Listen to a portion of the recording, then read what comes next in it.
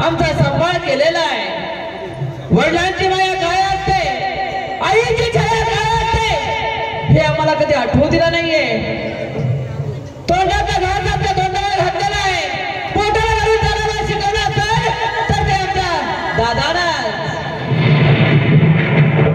परंतु करणार काय, ज्या वेळेस आमच्या दादाने आमच्या लाडात पोटामध्ये वाढवला तेव्हा आमच्या असणारी वहिनी तिने देखील आईची माई चांगल्या प्रकारे लावलेली आहे।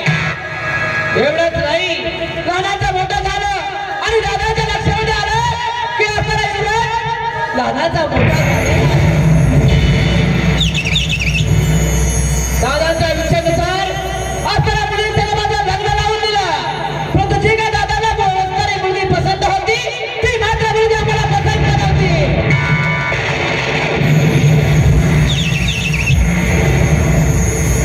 परंतु करणार काय, दादा म्हटलं म्हणजे वडिलांच्या जागेवरती दादाचं वचन करणं आपल्या सरकारचं कर्तव्य नाहीये। दादाने सांगितलं की युवराज, तू जर आपल्याला मुलीचं लग्न केलं नाही तर असं वीज भाषण करून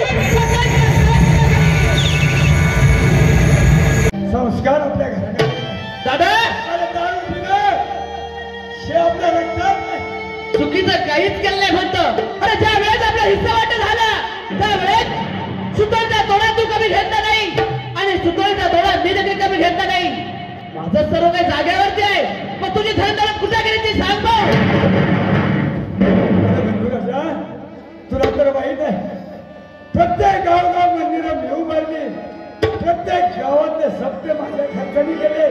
कुणी जर आजारी झाला तर त्याला हॉस्पिटलमध्ये नेण्याचं काम मी केलं। कोणाचं लग्न रखडलं ते लग्न मी स्वतः माझ्या पैशातून खर्च केले। अशाच माझ्या संपत्तीचा मी वापर केला।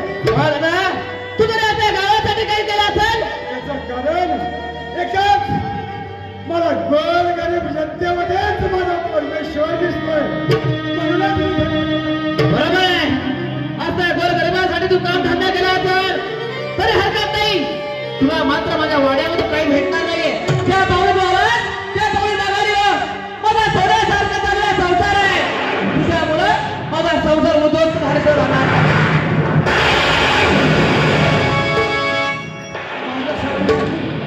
परंतु आपल्या गंगासाठी तरी मला केवळ एक शेर नाही, ती मी माझी मानत होतं, पण तिला मुलगी आहे, ती तुझ्या रक्तापासून बनलेली आहे, तुला देखील माझ्यासाठी काही भेटणार नाहीये। तू मला वाढत नाही तर असाला गाव सोडून जायचं आहे, कारण तू जर गावामध्ये राहिलास तर हे असाला इतिहास उद्या म्हटलेला येईल की असाला युवराज सावकारचा भाऊ त्या गावामध्ये भीक मागतोय, तुझ्यामुळे माझ्या नावाची बदनामी त्याच्याशिवाय राहणार नाहीये।